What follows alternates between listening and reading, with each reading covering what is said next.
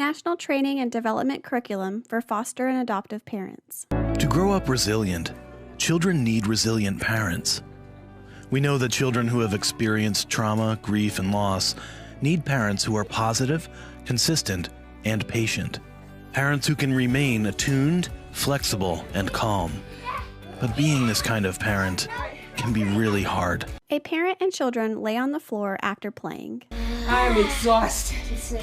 In this video, we explore parental resilience. We formulate a working definition, describe the kinds of parenting challenges you're likely to face, identify the building blocks of parental resilience, and share some essential strategies for self-care.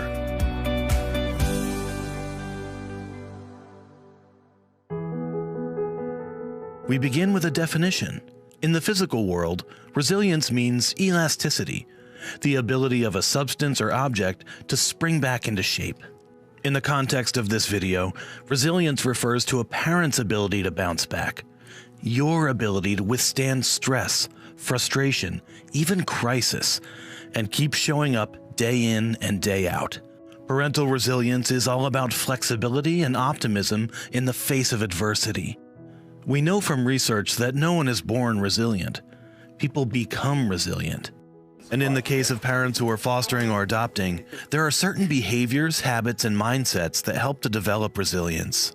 Shannon Reagan Shaw, foster and adoptive parent. The children that we're taking care of are looking to us as a model and a guide for how they should overcome challenges in their own life. So when we have the ability to step back and take good care of ourselves and try again when things aren't going well, when things are hard with our kids and we're feeling down about ourselves, we still show up the next morning and we get up and we make breakfast and we send people off to school. And that's what resiliency is all about. And those are exactly the same qualities that we want to foster in our children. Parenting can be immensely rewarding, but it also brings its share of stress, especially when the children in your care have a history of trauma, grief, and loss. Consider the impact of childhood adversity on a child's worldview. Ann Maston, Ph.D., Regents Professor of Child Development, the University of Minnesota. Children who've had adversity can be challenging because they may not trust, they may have the wrong idea about how families work, they may be more cautious or more apt to think that the world is a threatening place and overreact even to normal situations as if they're threatening. Jonathan and Allison Douglas, adoptive parents. Our kids often feel unsafe in a situation that makes me feel fine, like a birthday party. That sounds fun, but our kids find that really scary. The skills that help children survive abuse and neglect often show up as behaviors that can feel overwhelming to parents who are fostering or adopting. Adoptive parents Jonathan and Allison Douglas witnessed some of these behaviors firsthand when their children first moved in. Tantrums and meltdowns that last for hours really test your stamina as a parent, as a human being. I think that it really tests your stamina. When kids are afraid of you and constantly hide or flinch and you just wanted to give them a hug. When children are invading the refrigerator in the middle of the night to eat everything that they can and then vomiting because they're so afraid of being hungry. Heather Forbes, developmental trauma therapist, the Beyond Consequences Institute. When you bring a child that has been raised in a traumatic environment into a loving, calm, safe environment, guess what they're going to do? They're going to create the chaos all over again. It's how the brain works. Bruce D. Perry, MD, PhD, Adjunct Professor, Department of Psychology, Feinberg School of Medicine, Northwestern University. A lot of these kids, they're so hard at times that they can wear you out.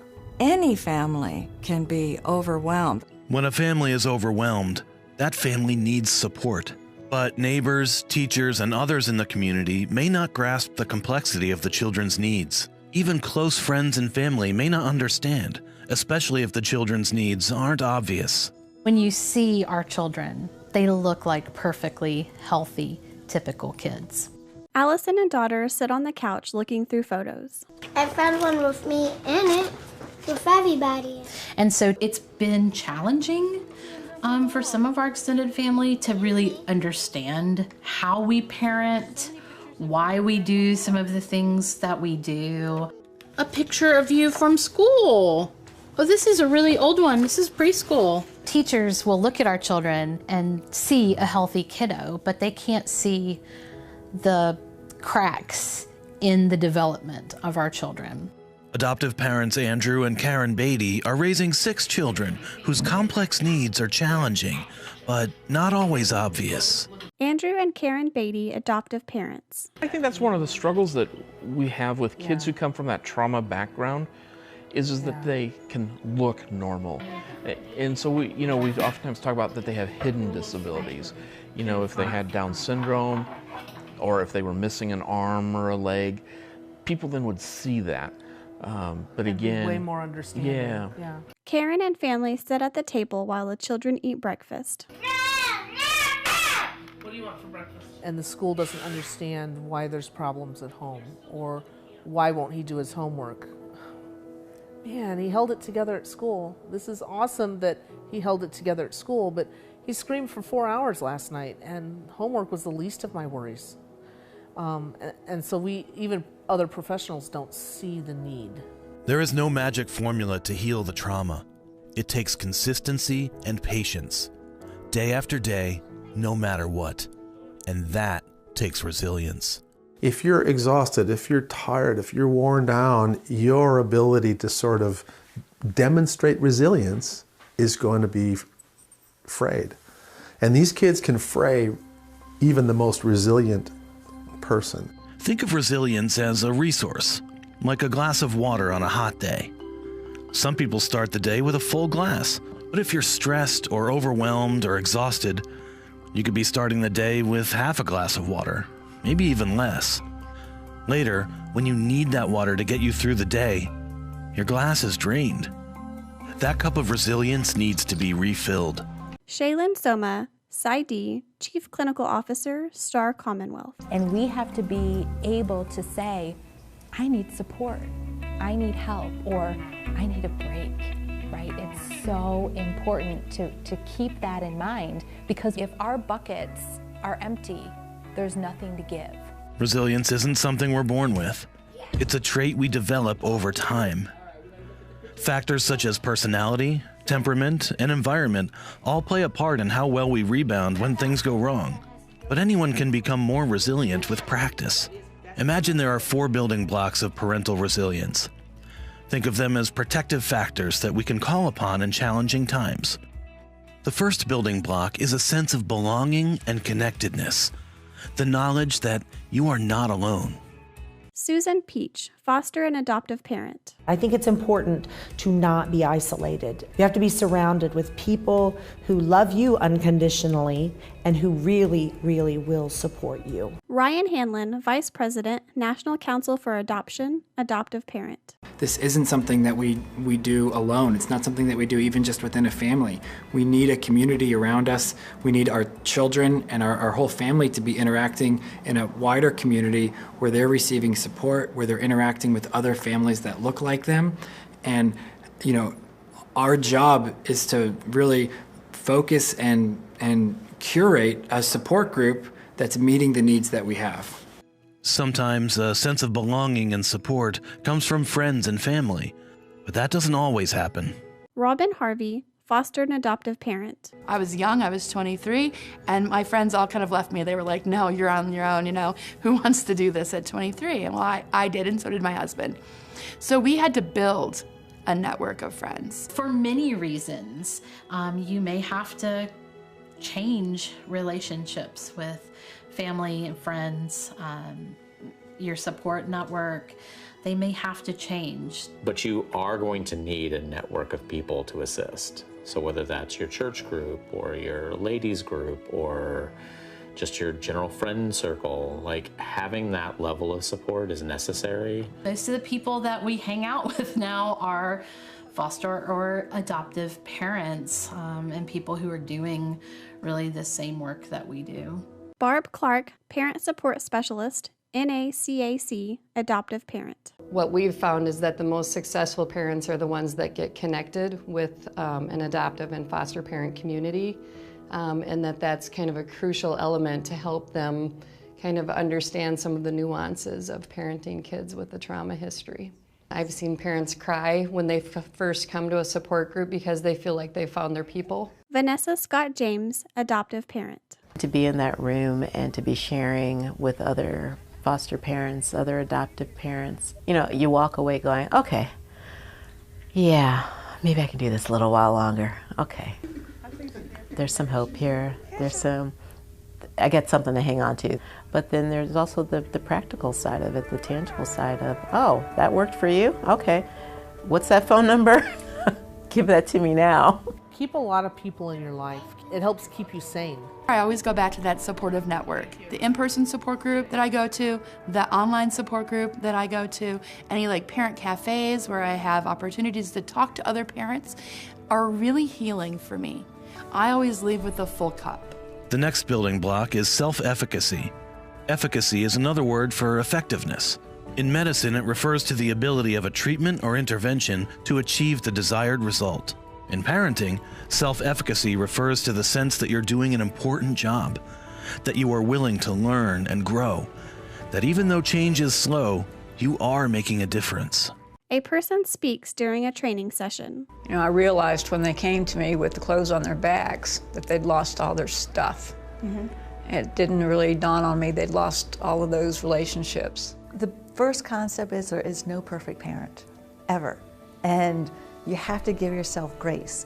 This is a learning curve. This is a curve of learning self-acceptance, self-love. A parent and child play outside. The child is sitting in a bucket. Help! No, not you, not you, not you. Not me. Not Daddy. Your child is not going to validate you and say, thank you so much for taking me in. I appreciate all the sacrifices you've made.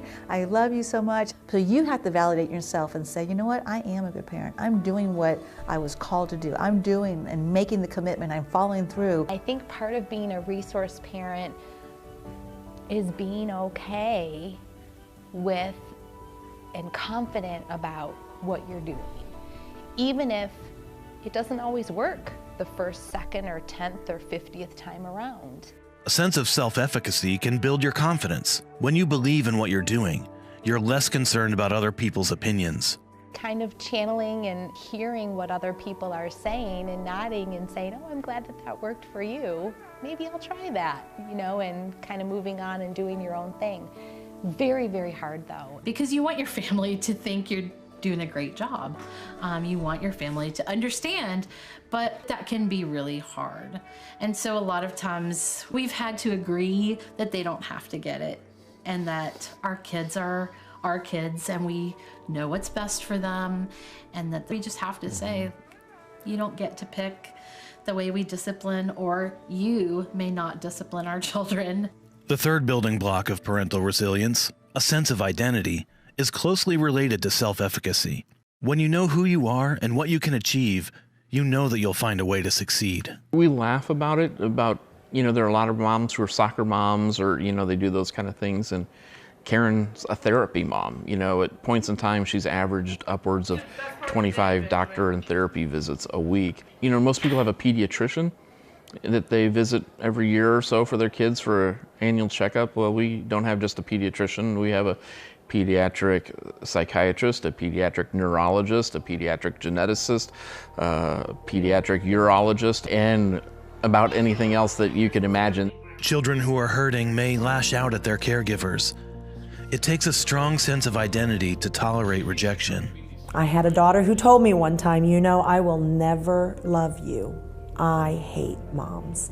And my response was, that's okay with me. If you never love me, I still get an A+ in mothering.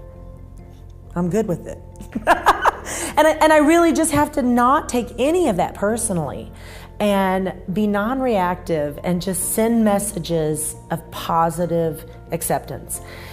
Is that easy? It's not easy. I'm not telling you it's easy. It means I have to do things like find ways to fill up my own love tank in other places. Much like self-efficacy, a strong sense of identity helps parents tolerate criticism and judgment from others. Christina R. Schuma, MSW, Vermont Adoption Registry Coordinator, Post-Adoption Contact Agreement Worker. That they feel confident that they're doing what is the best for that child at that time. That they don't see the child's behaviors as a reflection upon themselves and their parenting skills. The last building block of parental resilience is self-regulation, your ability to manage your thoughts, emotions, and reactions during times of stress.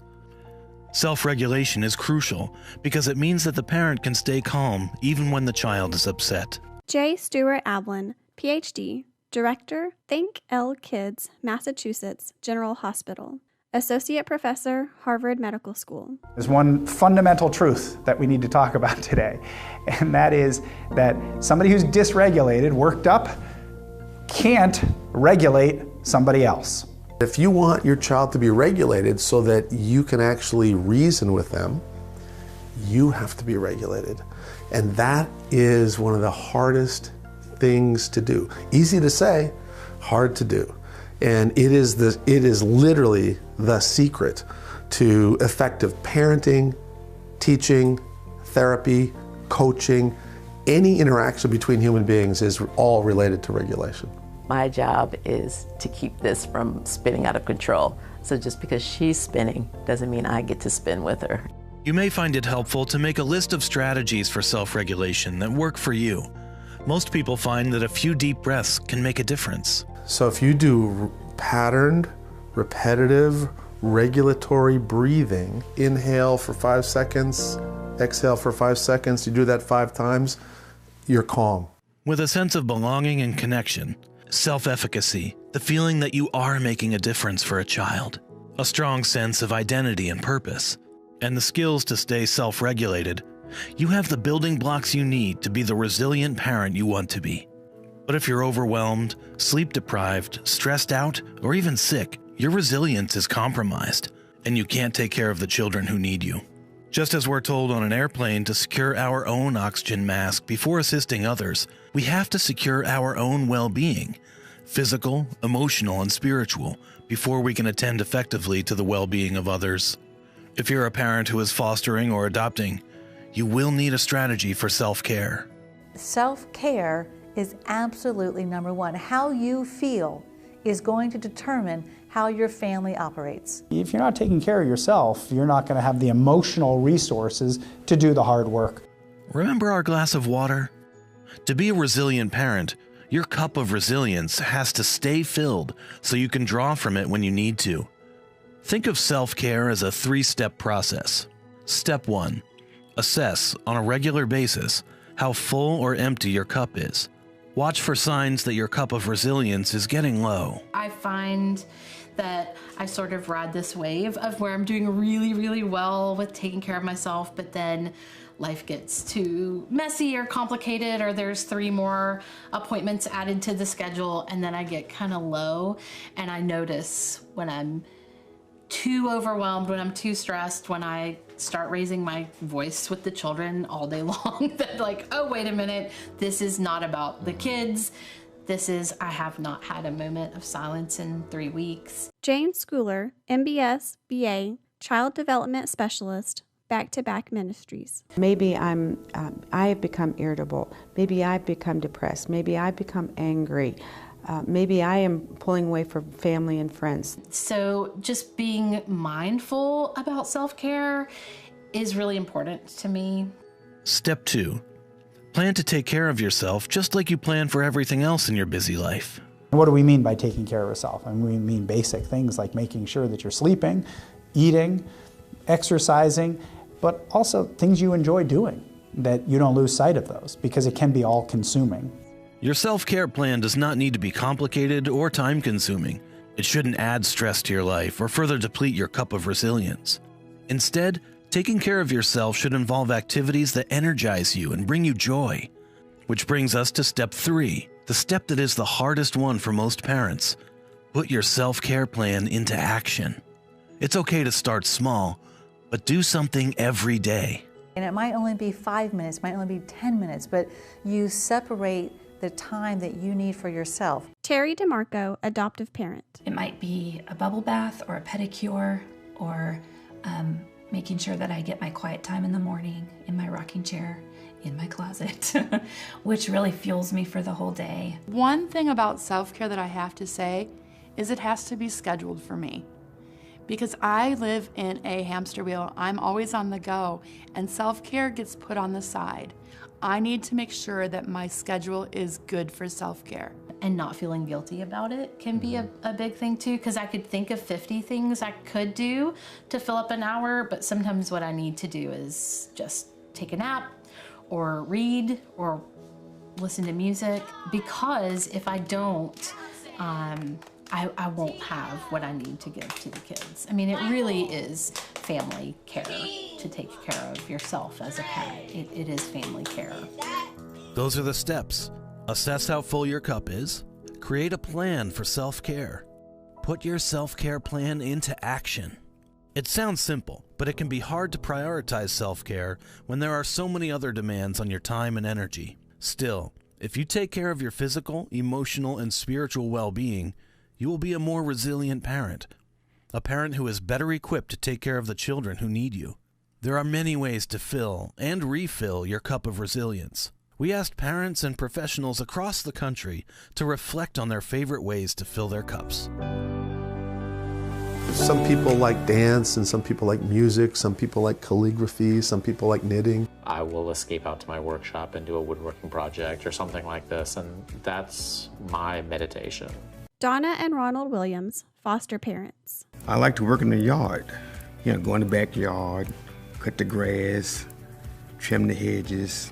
I have someone clean my house every 2 weeks, and I finally have gotten used to that's okay to have that kind of help. I go get my nails done every 2 weeks, going to the gym and taking care of myself. Talking with my foster girlfriends. Listening to classical music. A quick walk around the block. A parents' night out where, 2 hours to be able to leave the kids with the professionals is an amazing thing. Patricia Huseman, adoptive parent. I'll just go in my room and maybe turn the TV on, or I'll get my phone and I'll play one level of Candy Crush or something. Or just taking a ride, by myself, for example, just to kind of clear your mind up. Pursue an artistic avenue that really gets to your heart. Mina Pinkney, foster parent. I go to plays, I go to theater, I go to movies. And then prayer. Prayer really is essential. Christine Pinkney, foster parent. It takes a lot of prayer. And then my stress buster is I try to, do some exercise or take a walk. I love walking. It's not always fun and easy to parent children who have been hurt. They will often hurt you in an attempt to say, help, I need something that I'm not getting right now. Don't give up. Yeah. Ask for help. Ask for help for yourself. Ask for help on behalf of your child. The stronger you can be, the more loving you can be towards yourself and validate yourself, you're going to be giving the model to that child that says, you can be okay. You are okay. Even if it's not always perfect, and I know we used to say that we lived in controlled chaos, and some days we're not sure about the control now anymore. That's true. But yet we know that we're making a massive difference in their lives. This video was funded by the Children's Bureau, Administration on Children, Youth, and Families, Administration for Children and Families, U.S. Department of Health and Human Services, under grant number 90C01134. The contents of this video are solely the responsibility of the authors and do not necessarily represent the official views of the Children's Bureau.